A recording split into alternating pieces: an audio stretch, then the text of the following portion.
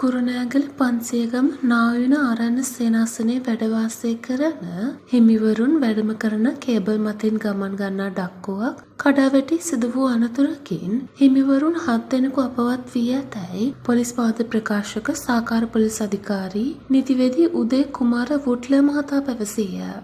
අපවත් වූ හිමිවරුන් අතර රුසියන් රුමේනියා සහ ඉන්දියාවේ වෙසෙන හිමිවරුන් තිදෙනෙකුද වන බව මාධ්‍ය ප්‍රකාශකවරයා කීය. අපවත් වූ හිමිවරුන් වයස අවුරුදු 27ත් 48ත් අතර පසුවන්නන්ය. සිදු වූ අනතුරින් තුවාල ලද තවත් හිමිවරුන් 6 දෙනෙකු කුරුණෑගල රෝහලේ ප්‍රතිකාර ලබන බව මාධ්‍ය ප්‍රකාශකවරයා වැඩිදුරටත් පැවසීය. එම ඩක්කුවෙන් හිමිවරුන් 13 දෙනෙකු ගමන් කර ඇති බව මාධ්‍ය ප්‍රකාශකවරයා වැඩිදුරටත් පවසා සිටියා. මේ පිළිබඳව ඔබගේ අදහස් පහතින් කමෙන්ට් කරන්න යන්නත් අමතක කරන්න එපා.